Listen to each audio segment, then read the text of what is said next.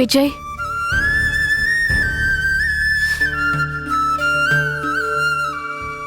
அழறீங்களா? கண்ணெல்லாம் சிவந்திருக்கு. இங்க பாருங்க.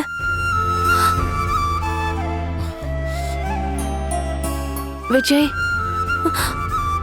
நீ ஒழுங்கா ரூமுக்கு போ, போய் தூங்கு. விஜய், பார், உனக்கு என்ன மட்டும் தான் ஞாபகம் இருக்கா? வேற எதுவுமே ஞாபகத்துக்கு வரமாட்டேதா? நீ ஏன் பேசுற? இதுல நான் ஏதாவது கேட்டா ஒண்ணுமே சொல்லாம அப்படியே இருக்க. உனக்கு எப்போதான் சரியாகும் வெண்ணிலா? உனக்கு சீக்கிரமே சரியாகணும். உனக்கு எல்லாத்தையுமே புரிய வச்சு உன்னோட ஃபியூச்சருக்கு என்ன பண்ணணுமோ அதை பண்ணிடுறேன். அப்பதான் நானும் உன் விஷயத்துல ரிலாக்ஸ் ஆக முடியும். உனக்கு என்ன வேணாலும் நான் பண்றேன் வெண்ணிலா.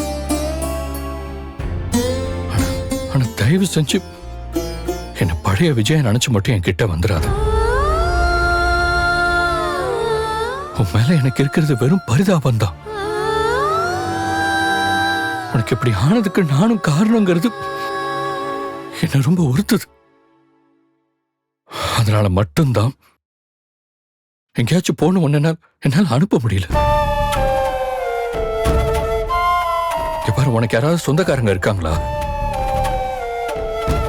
உன்னை சேஃபா பாத்துக்கிற மாதிரி ஒரு சொந்தக்காரங்க யாராவது இருந்தா கூட நான் அவங்க கிட்ட உன்னை ஒப்படைச்சிருவேன். இப்ப நீ சரியாகிற வரைக்கும் எல்லா செலவையும் நானே பாத்துக்கிறேன்.